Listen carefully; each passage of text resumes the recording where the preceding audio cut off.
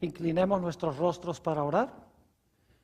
Padre Celestial, te damos gracias por el gran privilegio que nos concedes de reunirnos aquí con el único fin de escuchar tu voz a través del estudio de tu santa palabra. Pedimos, Padre, que tu palabra no regrese a ti vacía, sino que haga un impacto en nuestro corazón para que podamos comprender mejor tu voluntad.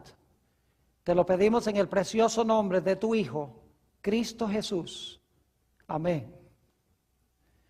Vamos a comenzar nuestro estudio hoy en la primera epístola del apóstol San Juan, el capítulo 4 y el versículo 8. Primera de San Juan, el capítulo 4 y el versículo 8. Es un versículo corto, pero muy significativo. Expresa en realidad el principio universal más importante del reino de Dios.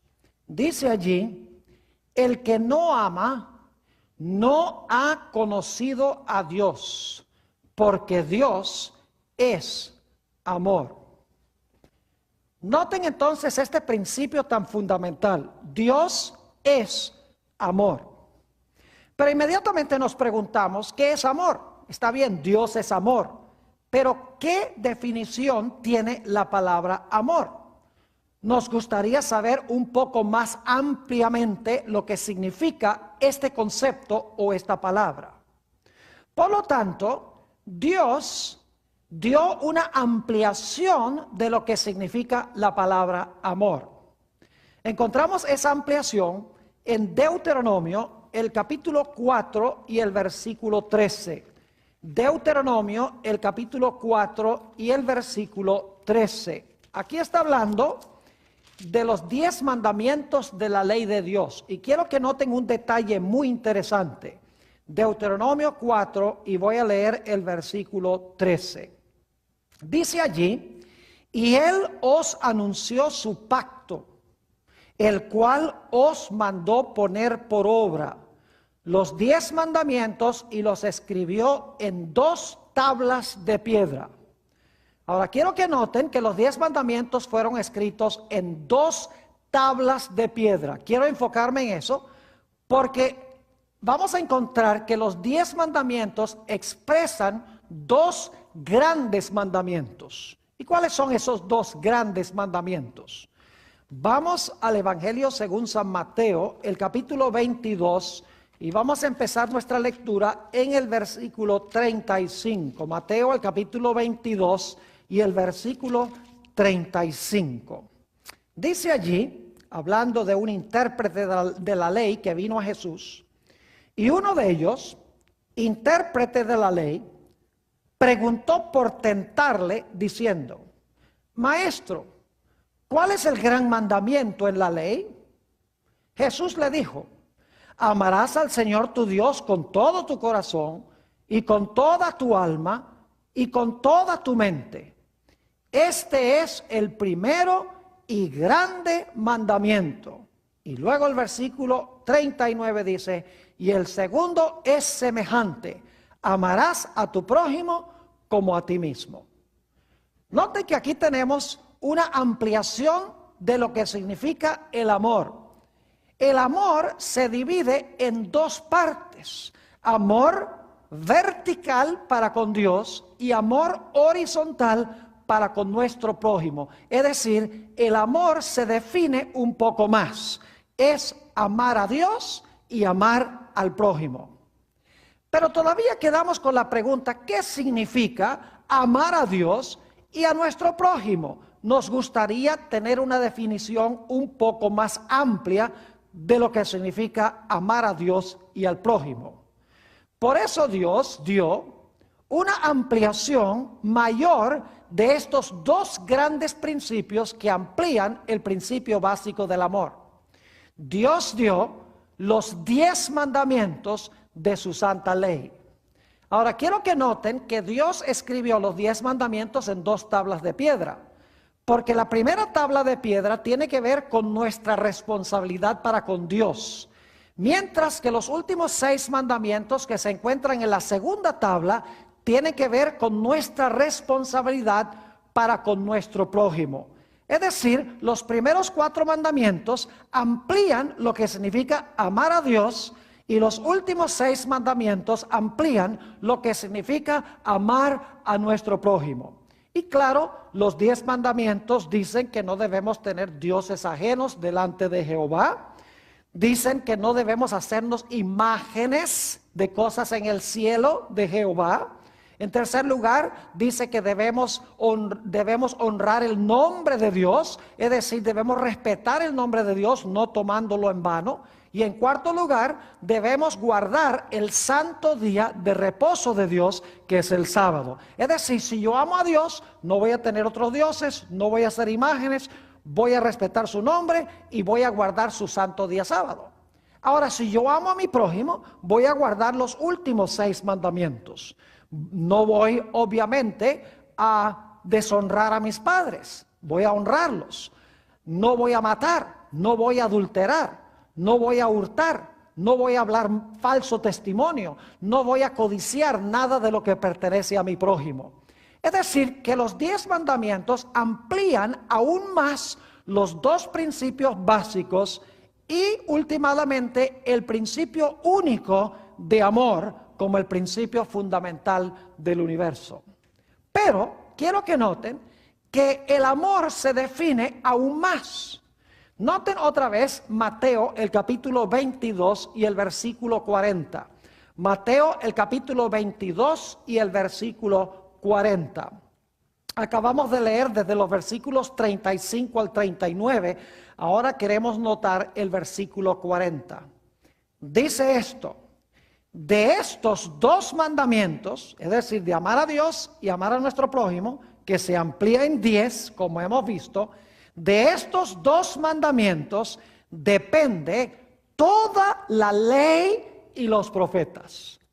Esa expresión, ley y los profetas, se refiere al Antiguo Testamento.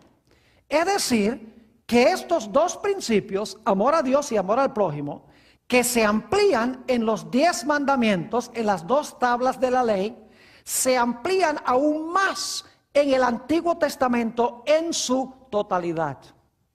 Por ejemplo, el 7º mandamiento dice: no cometerás adulterio. Es un mandamiento que nos dice que si amamos a nuestro prójimo, no vamos a cometer adulterio con la esposa de nuestro prójimo. Claro, ese mandamiento no nos dice explícitamente qué es lo que significa el adulterio.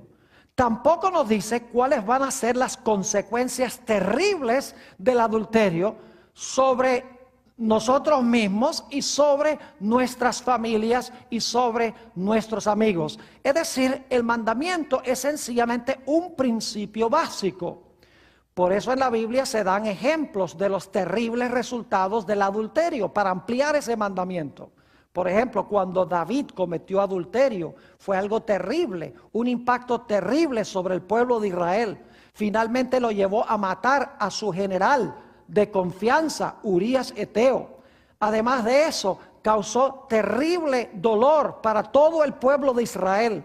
Es decir, que el adulterio, como se define en el 7º mandamiento, se amplía en la historia de David.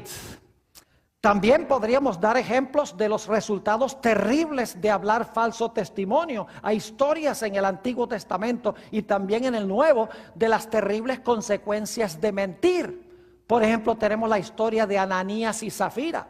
Tenemos también la historia de Abraham cuando mintió en cuanto a Sara. Dijo que era su hermana, pero no dijo que era su esposa. Encontramos los terribles resultados de la mentira de Jacob, donde tuvo que huir de su hogar, tuvo que engañar a su padre, según él pensó, y como resultado no volvió a ver a su madre, vivió exiliado de su casa por más de 20 años. Es decir, que la Biblia amplía los 2 principios, los 10 principios, y nos explica los resultados terribles de desobedecer la ley de Dios. Pero yo quiero decirles que hay un lugar a donde se amplía aún más lo que tenemos en la Sagrada Escritura. No se contradice, sino que se amplía lo que tiene que ver este principio básico, los 2 principios básicos, los 10 principios básicos y todas las ilustraciones que encontramos de estos principios en la Sagrada Escritura. ¿Y a dónde se encuentra esa ampliación adicional? Lo hemos estudiado en nuestros temas anteriores. Dios ha levantado en estos últimos días un profeta. Y el propósito de ese profeta, como hemos visto, en realidad es una profetisa, no es traer nueva luz, no es traer nuevas doctrinas, sino que el propósito es ampliar aquello que ya conseguimos en las Sagradas Escrituras. Es decir, en cortas cuentas, el propósito del espíritu de profecía es ampliar lo que significa amar a Dios y lo que significa amar a nuestro prójimo. Es una ampliación de los 10 mandamientos y es una ampliación de toda la Sagrada Escritura, y la Sagrada Escritura lógicamente es una ampliación de los 10 mandamientos. Es decir, que lo que tenemos es lo siguiente: un principio básico, el amor. Ese principio se amplía en 2 grandes principios: amar a Dios y amar al prójimo.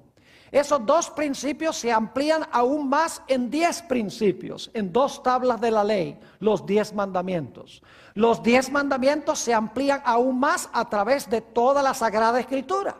Y finalmente, la Sagrada Escritura se amplía aún más en los escritos del espíritu de profecía. Dicho sea de paso, hemos estudiado que en el libro de Apocalipsis se menciona este don de profecía en el tiempo del fin. Dice en Apocalipsis 12 y el versículo 17: entonces el dragón se llenó de ira contra la mujer y se fue a hacer guerra contra el resto de la descendencia de ella, los que guardan los mandamientos de Dios y tienen el testimonio de Jesucristo. Es decir, el remanente va a tener el testimonio de Jesucristo. Y según hemos estudiado anteriormente, Apocalipsis 19 y el versículo 10 nos dice que el testimonio de Jesucristo es el espíritu de profecía. Es decir, el espíritu de profecía tiene el propósito de ampliar todos los principios que encontramos en la ley de Dios y en la Sagrada Escritura. Ahora, lo que quiero hacer en nuestro estudio en este día es tomar algunos ejemplos del espíritu de profecía, a donde la autora Elena G. de White amplía ciertos principios bíblicos o magnifica ciertos principios bíblicos. Ahora, hemos titulado este tema El microscopio de Dios, y hay un propósito por el cual lo he titulado de esa forma. En realidad, el espíritu de profecía es como un microscopio. Ustedes saben que un microscopio magnifica lo que está allí, lo que no se ve a simple vista. El microscopio no inventa nada, no crea nada, sino que el microscopio amplía y hace grande lo que ya está allí. De la misma manera, el espíritu de profecía lo que hace es magnificar y ampliar aquello que se contiene en principio en la Sagrada Escritura. Vamos a nuestro primer ejemplo de cómo el espíritu de profecía amplía lo que contiene la Sagrada Escritura. Notemos lo que dice en Isaías, el capítulo 58, Isaías, el capítulo 58 y el versículo 13.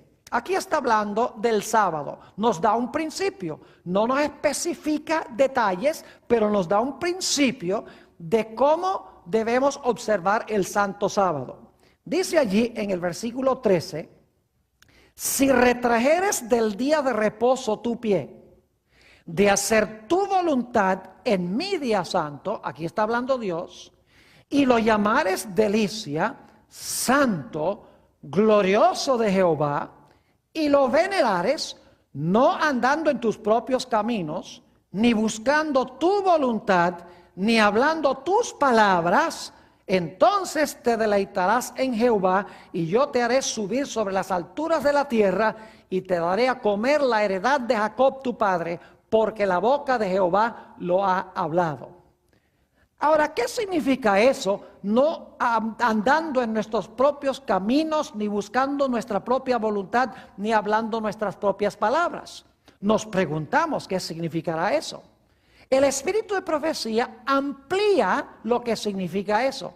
Es decir, no le está añadiendo a la Biblia, sino que está tomando los principios y magnificándolos, explicando cómo debemos prepararnos para el sábado. Quiero leerles una cita que encontramos en la revista Signs of the Times, mayo 25, 1882. Signs of the Times significa en español señales de los tiempos. Dice la autora lo siguiente: que cada familia adventista del séptimo día honre a Dios por una obediencia estricta a la ley. Algunos dicen, bueno, eso no es bíblico, que debemos guardar la ley. Claro que es bíblico. Jesús dijo, si me amáis, guardad mis mandamientos. Sigue diciendo ella, se les debe enseñar a los hijos a respetar el sábado. En el día de la preparación, es decir, el viernes, la ropa debe plancharse. Los zapatos deben pulirse y el baño debe tomarse. Luego, en torno del altar familiar, todos deben reunirse para darle la bienvenida al día santo de Dios, así como esperan ansiosamente la llegada de un querido amigo. Está yendo en contra de la Biblia la autora porque dice que debemos tener los zapatos pulidos y debemos habernos tomado el baño y la ropa debe estar planchada y arreglada. Claro que no. Eso es hacer nuestra voluntad en el día santo de Dios. Y no debemos hacer nuestra voluntad, sino la voluntad de Dios.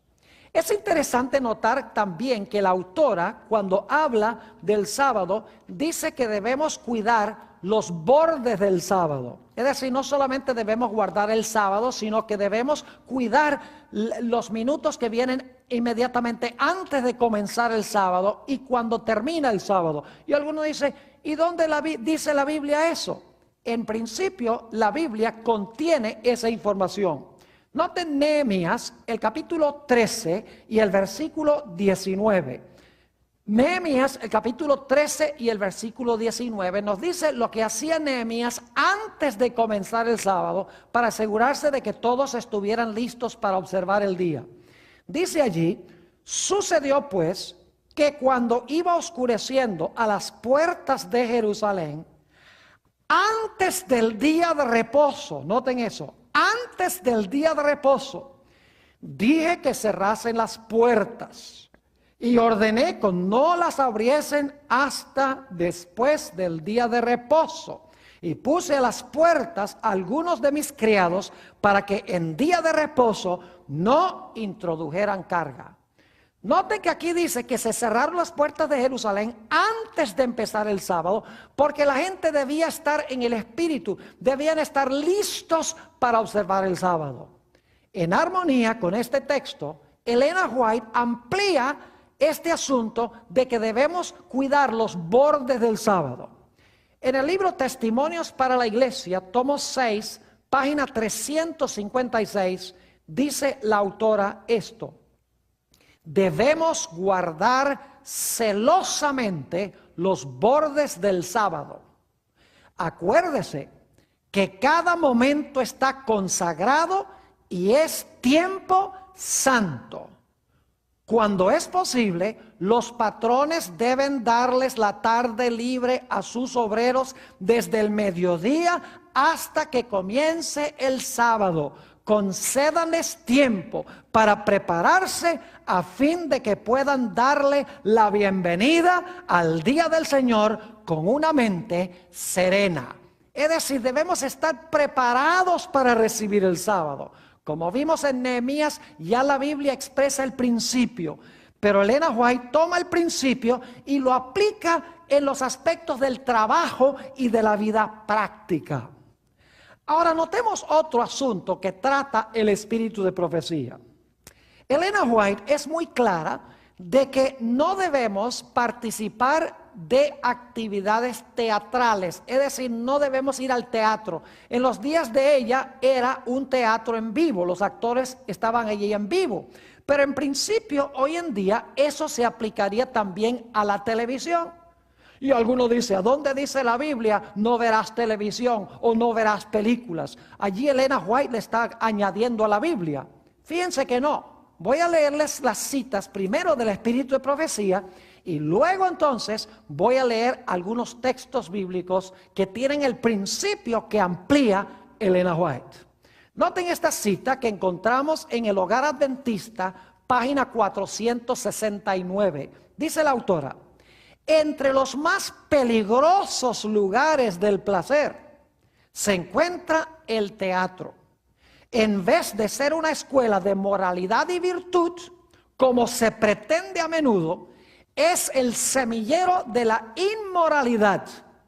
Estas diversiones fortalecen y confirman los hábitos viciosos y las inclinaciones pecaminosas. Los cantos viles, los ademanes, las expresiones y actitudes lascivas depravan la imaginación y degradan la moral.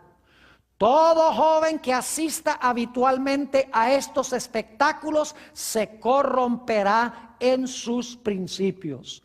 No hay en nuestra tierra influencia más poderosa para envenenar la imaginación, destruir las impresiones religiosas y embotar el gusto por los placeres tranquilos y las sobrias realidades de la vida que las diversiones teatrales. El amor por estas escenas aumenta con cada asistencia, como el deseo de bebidas embriagantes, es decir, crea un vicio ir al cine. Y dice nuevamente, el amor por estas escenas aumenta con cada asistencia, como el deseo de bebidas embriagantes se fortalece con su consumo. La única conducta segura consiste en huir del teatro, del circo y otros lugares dudosos de diversión. ¿Saben ustedes que la Biblia nos da en principio lo que dice Elena G. de White más específicamente? Ella es el microscopio, ella está ampliando, ella está magnificando lo que se encuentra en principio en la Sagrada Escritura. Vamos a anotar algunos versículos donde se da este principio de que debemos cuidar las avenidas del alma. Noten Romanos, el capítulo 12 y el versículo 2. Dice el apóstol San Pablo, no os conforméis a este siglo, sino transformaos por medio de la renovación de vuestro entendimiento, para que comprobéis cuál sea la buena voluntad de Dios, agradable y perfecta. Noten que aquí dice que no debemos conformarnos a este mundo, ni debemos conformarnos a este siglo, sino que debemos ser transformados por la renovación de nuestra mente, o como dice aquí, de nuestro entendimiento. ¿Cómo podemos decir que nuestra mente se está renovando diariamente cuando estamos viendo en películas acciones inmorales de parte de los actores, estamos escuchando malas palabras, estamos viendo adulterio, estamos viendo gente haciendo trampa y echando mentiras? ¿Cómo podemos pensar que eso trae gloria a Dios y que eso renueva nuestro entendimiento y nos hace más como Jesús? Note lo que dice el apóstol San Pablo en 2 de Corintios, el capítulo 3 y el versículo 18. Nuevamente está el principio y entonces tenemos que aplicar el principio. 2 de Corintios, el capítulo 3 y el versículo 18. Dice lo siguiente: por tanto, nosotros todos, mirando a cara descubierta, como en un espejo, la gloria del Señor, somos transformados de gloria en gloria en la misma imagen como por el Espíritu del Señor. ¿Cómo somos transformados a imagen de Jesús? Aquí nos dice claramente que es contemplándolo a Él. Y nosotros lo contemplamos a Él a través del estudio de la Sagrada Escritura. Es decir, que nosotros somos lo que vemos y lo que oímos. Si metemos cosas malas por nuestros ojos y nuestros oídos, nuestra salud espiritual será mala y seremos desemejantes a Jesús. Pero si contemplamos a Jesús, lo hermoso, lo lindo, vamos a reflejar el carácter de Jesús, porque el apóstol Pablo dice que contemplando al Señor somos transformados de gloria en gloria a su misma semejanza. Tal vez podemos leer un texto más que presenta el principio de cuidar las avenidas del alma. Filipenses, el capítulo 4 y el versículo 8. Filipenses, el capítulo 4 y el versículo 8, nos dice el apóstol San Pablo: por lo demás, hermanos, todo lo que es verdadero, todo lo honesto, todo lo justo, todo lo puro, todo lo amable, todo lo que es de buen nombre, si hay virtud alguna, si algo digno de alabanza, en esto pensad. Fíjense, ¿en qué es que debemos pensar o reflexionar? Dice aquí, en todo lo que es verdadero, honesto, justo, puro, amable, de buen nombre, si hay alguna virtud o algo digno de alabanza, en esto nosotros debemos pensar. Así que cuando Elena G. de White dice que no debemos ir al teatro para llenar nuestras mentes de aquello que arruina nuestra relación con Jesús, no le está añadiendo nada a la Biblia, sino que está magnificando lo que dice la Sagrada Escritura. Ahora voy a tocar un punto bastante delicado. Tiene que ver con la indumentaria cristiana. Más específicamente, tiene que ver con el uso de prendas o con el uso de joyas. Hace muchas décadas en la iglesia cristiana se veía la diferencia entre la gente cristiana y los que no eran cristianos. Las mujeres cristianas vestían modestamente. Raramente veía uno en la iglesia el uso de joyas.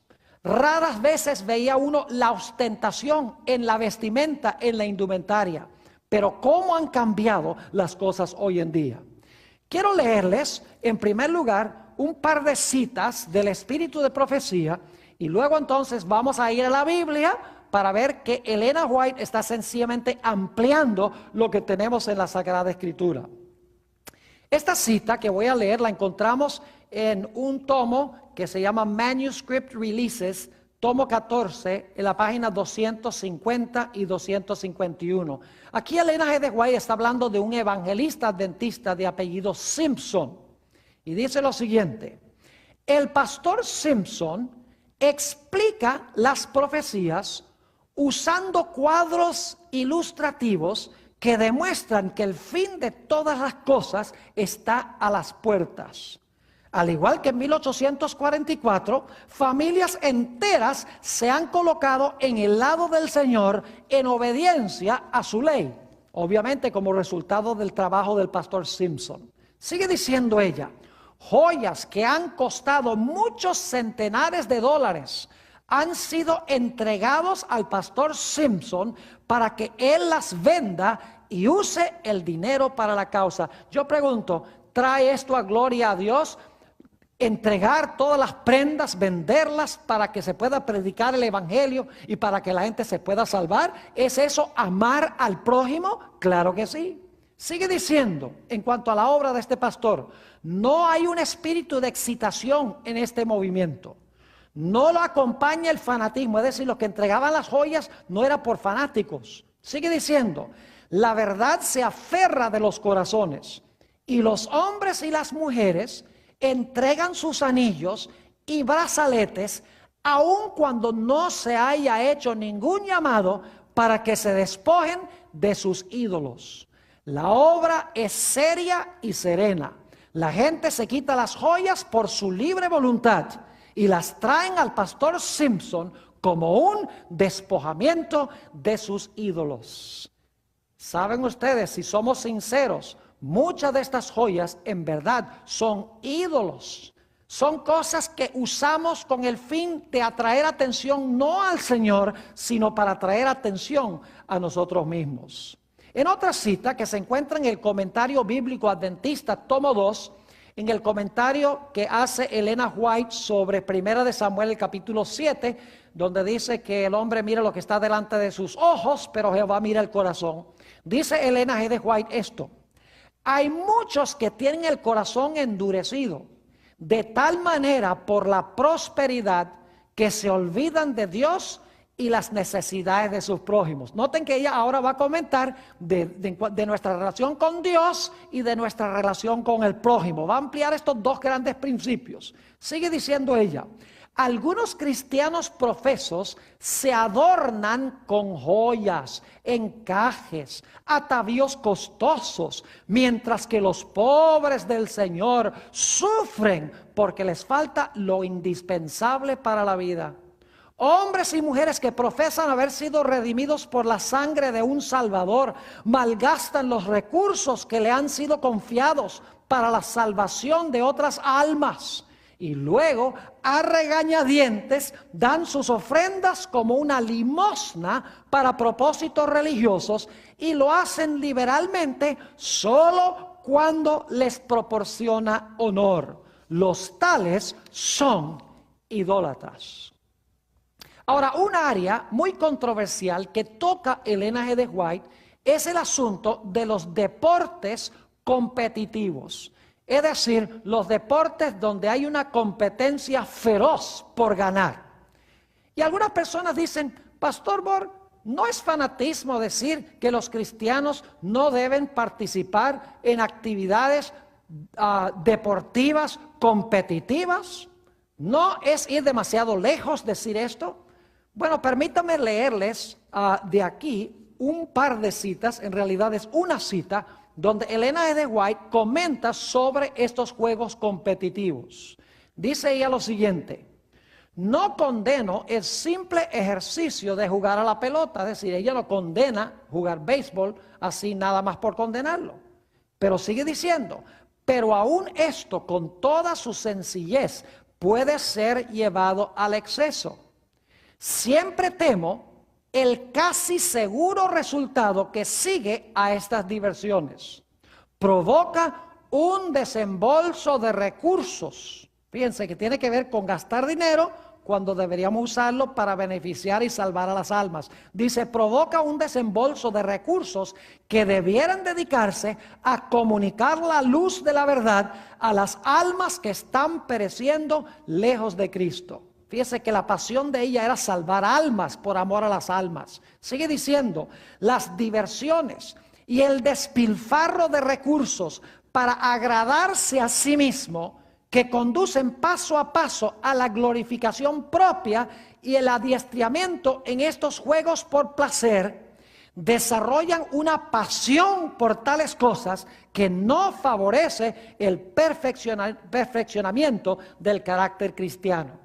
Fíjense que ella dice que estos juegos competitivos envician. Es decir, una vez que empezamos a jugar, queremos jugar más y consume nuestro tiempo y consume nuestro esfuerzo. Y a veces nos lesionamos cuando podríamos estar usando el dinero que invertimos en esto, el tiempo y el esfuerzo para salvar almas para el reino de Jesús. Sigue diciendo la autora: la manera en que se las ha dirigido en el colegio, es decir, los deportes, no lleva el sello del cielo. Está hablando del colegio de Battle Creek. Sigue diciendo: no favorece el intelecto, no refina ni purifica el carácter. Fíjense los principios que está dando.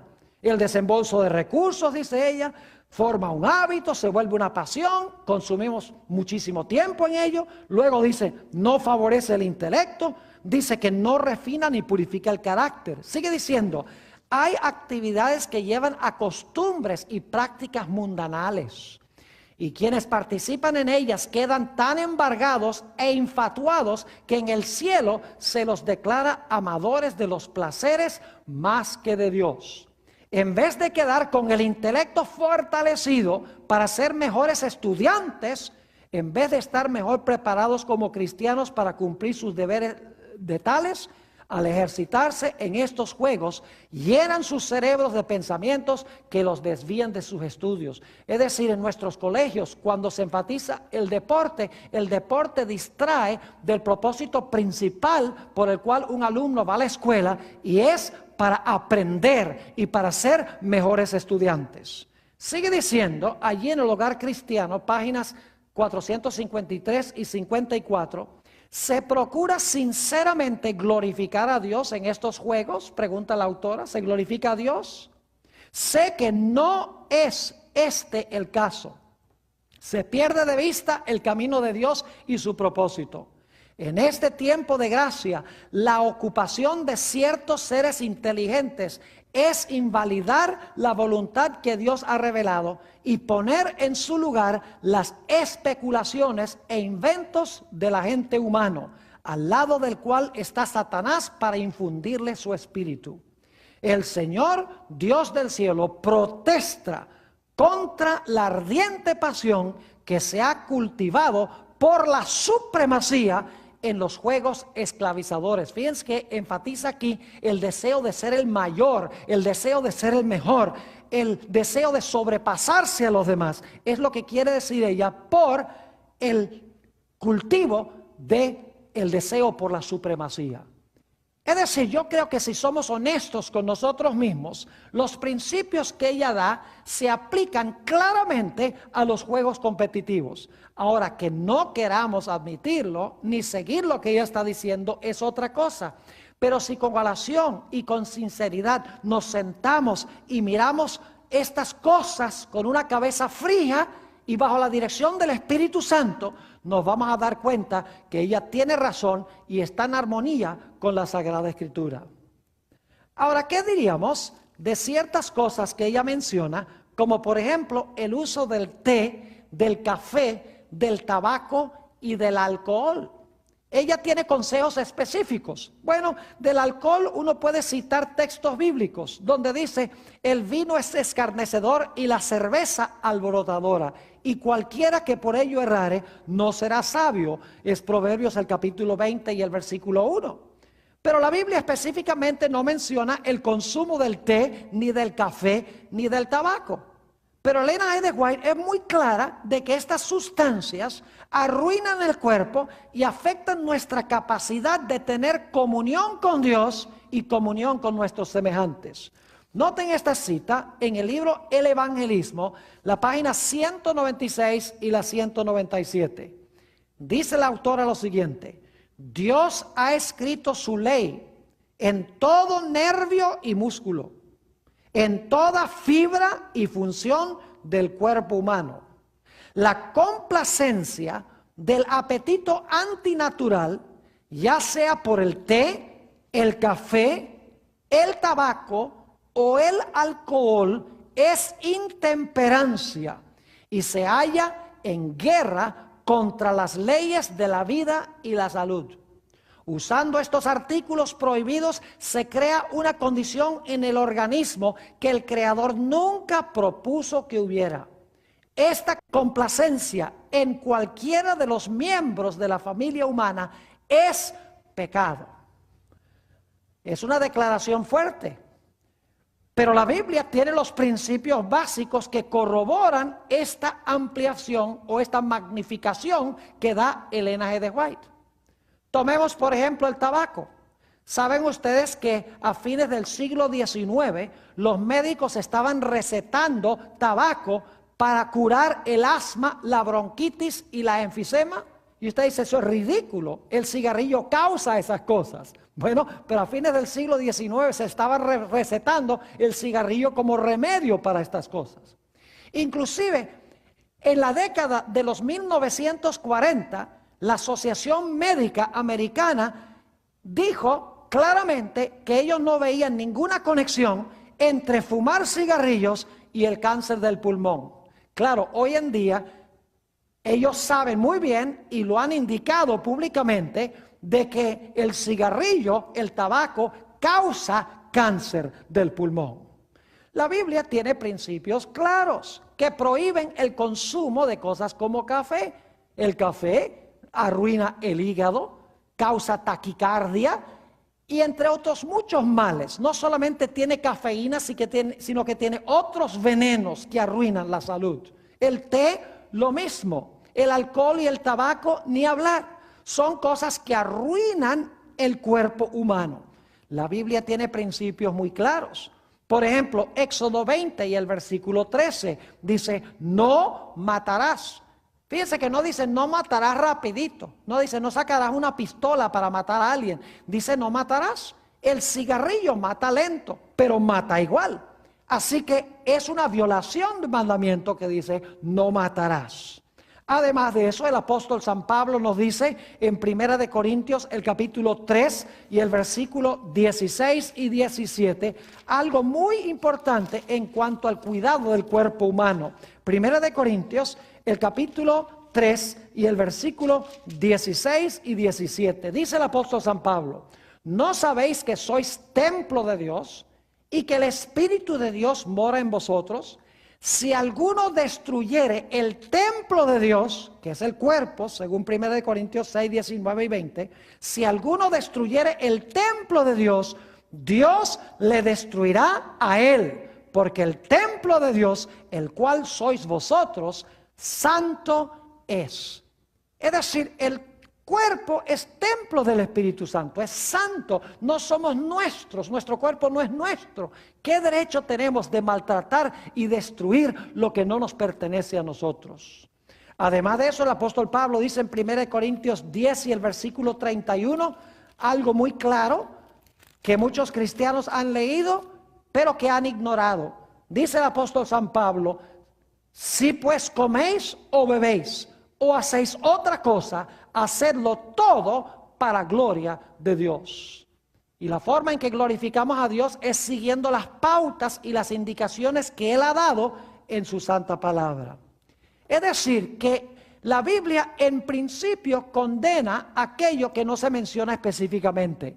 Elena G. White sencillamente toma los principios que menciona la Biblia, los amplía y demuestra aquello que nos causa daño a nosotros, de tal manera que podamos abstenernos de esas cosas y podamos cuidar el templo que Dios nos ha concedido. Además de eso, en 1 de Pedro, el capítulo 2 y el versículo 11, el apóstol Pedro nos dice que debemos echar a un lado los deseos carnales que atentan contra nuestra vida espiritual. Ahora, permítame mencionarles algo que menciona el espíritu de profecía, que ha sido muy controversial a través de los años. La Biblia nos dice que hay ciertas carnes que Dios permite comer. Esas carnes que Dios permite comer se mencionan, por ejemplo, en Deuteronomio 14 y en Levítico el capítulo 11. Se da una lista allí de carnes que se pueden comer. Muchos saben que Elena G. White dice que en estos últimos días de la historia del mundo, ni siquiera debemos nosotros comer de las carnes que Dios permite, ni siquiera debemos comer carnes limpias. Y algunas personas dicen: ve, Elena White está contradiciendo lo que dice la Biblia. Pues la Biblia dice que uno puede comer ciertas carnes limpias. Elena White dice que en los últimos días no debemos ni siquiera comer de esas carnes limpias que Dios permite. Permítame ilustrar lo que quiero decir antes de leerle un par de citas del Espíritu de Profecía para que vean que la autora tiene razón. Yo viví en una ciudad, y no voy a mencionar el nombre por razones obvias, viví en una ciudad a donde hay un río que pasa por toda la ciudad. Es un río sucio, inmundo, huele como una cloaca. Es decir, que es en realidad... son las aguas negras de la ciudad, digámoslo decentemente. Y hay avisos a lo largo de todo ese río que dice: peligro, no se bañen, no usar el agua. Pero saben ustedes que yo he visto fotos de hace 150 años de ese río, también pinturas de artistas, donde hay gente que está pescando en ese río y hay gente que se está bañando en el río y el río se ve limpiecito. Ahora yo pregunto, ¿por qué razón en aquella época permitían que la gente se bañara en el río y pescara y se comiera los pescados del río, aunque hoy en día no hay nada vivo en ese río? ¿Por qué en aquella época se permitía y ahora hay avisos que dicen que no? Sencillamente porque las circunstancias han cambiado. Lo que era limpio en aquella época ya no es limpio ahora. Y por lo tanto el gobierno ha cambiado su consejo. Lo que permitía allá, ahora no lo permite. Lo mismo sucede con el espíritu de profecía. El reino animal en la época del Antiguo Testamento, aún en los tiempos de Jesús, y posiblemente inclusive en la Edad Media, no estaba tan contaminado como está hoy.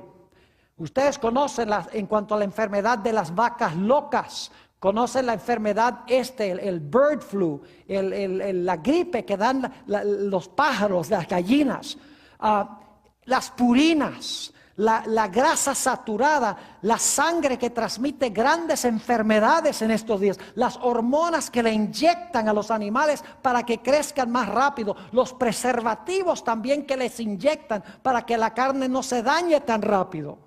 Son cosas que no se hacían en los tiempos bíblicos, que se están haciendo hoy en día, que están enfermando a la gente. Es decir, lo que antes era limpio, por causa del pecado en estos últimos días, ya no es limpio. Y Dios, por lo tanto, dice, lo que dije allá, que era limpio, que se podía comer en estos últimos días, no es seguro comerlo. Noten en el libro, El Ministerio de Curación, página 241, lo que dice la autora.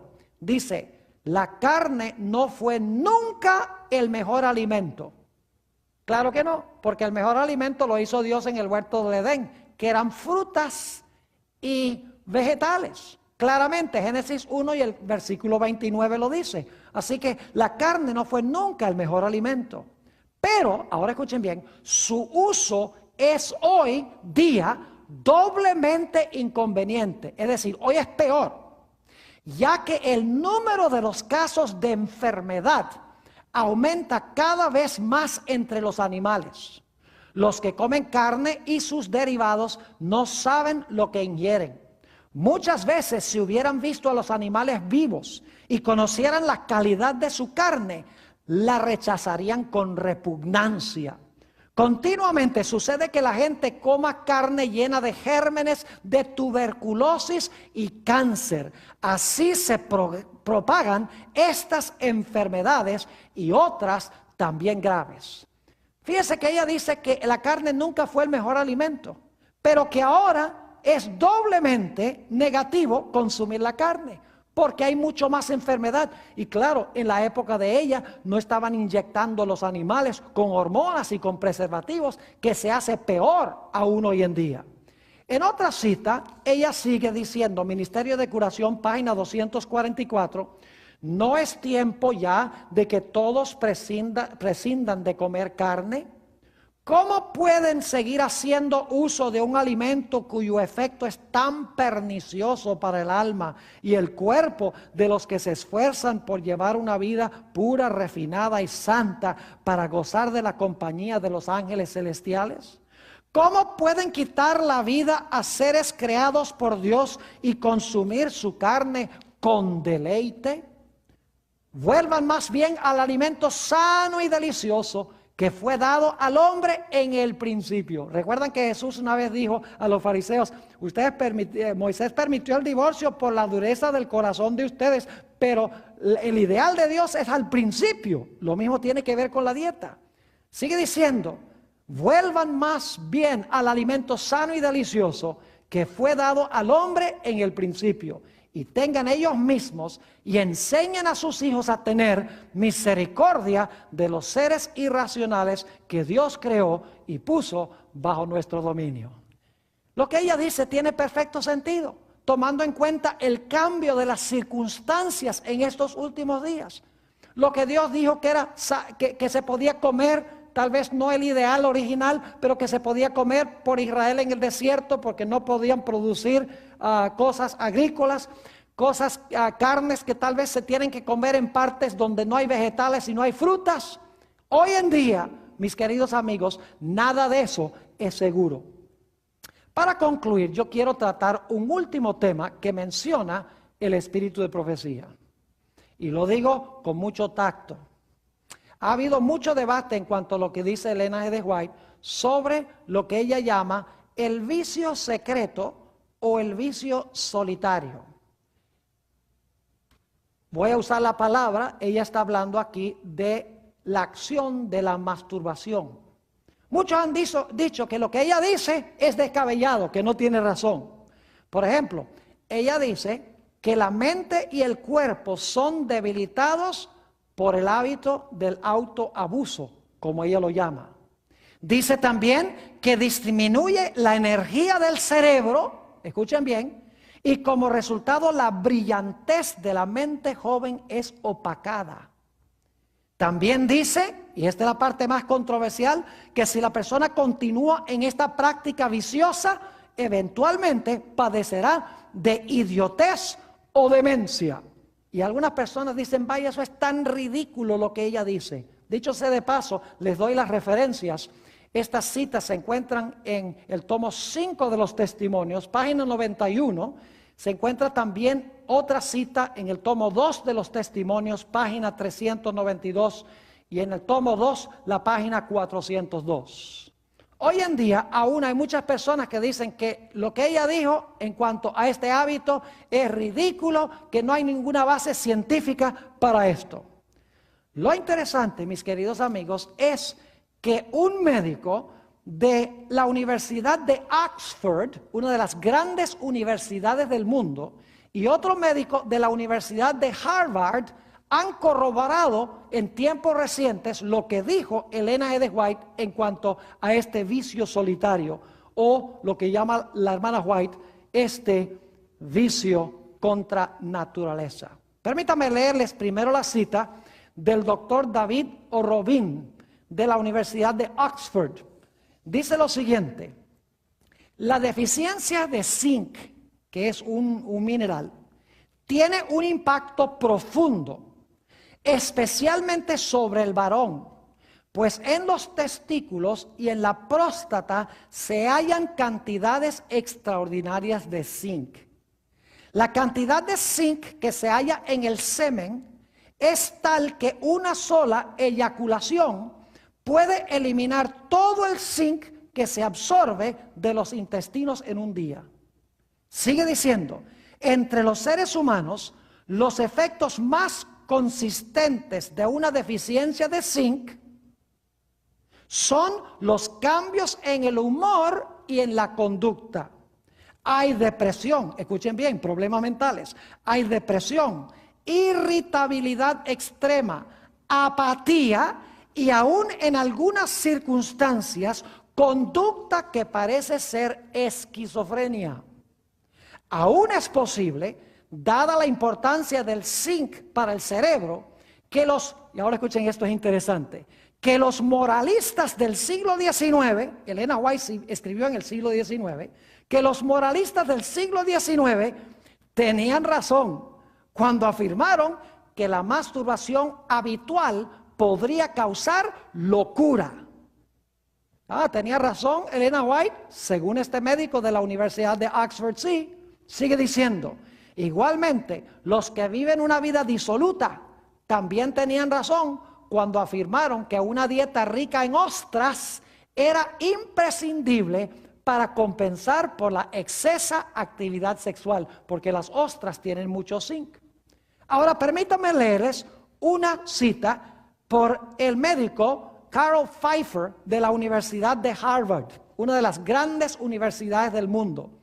Dice lo siguiente: nos duele admitirlo, pero la realidad es que en un adolescente que tiene una deficiencia de zinc, y recuerden que el zinc está en grandes concentraciones en el semen, dice ella, nuevamente, nos duele admitirlo, pero la realidad es que en un adolescente que tiene una deficiencia de zinc, la excitación sexual y la masturbación excesiva podría precipitar la locura.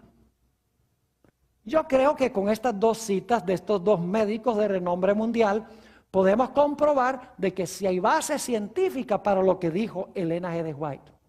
Además de eso, mis queridos amigos, fuera de los efectos físicos que tiene este hábito, podríamos decir que esa práctica causa pensamientos nocivos, pensamientos inmorales. Porque ustedes saben que el vicio secreto va vinculado con pensamientos inmorales. La Biblia claramente dice que debemos no solo abstenernos de adulterio, sino que debemos abstenernos de mirar a una mujer para codiciarla, porque mirándola para codiciarla ya hemos cometido adulterio en nuestro corazón. Es decir, que Elena G. de White no dice nada que sea descabellado y ridículo. Permítame mencionarles un último aspecto que menciona la hermana White. A algunas personas les encanta decir, la hermana White prohibió bicicletas. Qué cosa tan ridícula que haya dicho que no podemos usar bicicletas. Pues ¿saben algo? Ella habló en un marco histórico especial.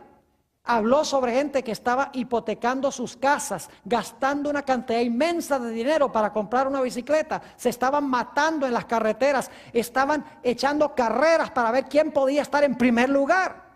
Por eso fue que prohibió las bicicletas. Hoy lo que haría tal vez es prohibir las carreras de carros, donde los carros cuestan centenares de miles de dólares y están luchando, aún peleando por ser el primero. Permítanme leerles esta última cita del Espíritu de Profecía sobre las bicicletas. Dice, en vista de la terrible crisis que está justo ante nosotros, ¿qué están haciendo los que profesan creer la verdad? Mi guía me llamó y me dijo, sígueme. Y me mostró cosas que estaban ocurriendo entre el pueblo de Dios que no estaban en armonía con su fe. Parecía haber una manía por bicicletas. Noten que no era solamente bicicletas, sino locura por bicicletas. Ahora noten el principio, se gastaba dinero para gratificar un entusiasmo en esta dirección que se hubiese podido invertir mejor, mucho mejor en la construcción de iglesias que tanto se necesitan. Se me presentaron cosas muy extrañas que estaban ocurriendo en Battle Creek. Una influencia hechizadora parecía pasar como una ola sobre nuestro pueblo y vi que otras tentaciones seguirían en su estela. Satanás obra con intensidad de propósito para inducir a nuestro pueblo a invertir tiempo y dinero en gratificar lo que supuestamente quieren. Noten los principios, tiempo y dinero. Esta es una especie de idolatría. Hay algunos que están luchando por la supremacía, otro principio. Cada uno procurando sobrepasar al otro en la velocidad de sus bicicletas. Había un espíritu de lucha y contención entre ellos sobre quién había de ser el mayor. ¿Se dan cuenta de los principios que está expresando? Hoy en día podría ser otras prácticas, pero los principios se aplican igual. Es decir, Dios nos ha dado este maravilloso microscopio para ampliar y comprender mejor los principios de la palabra de Dios.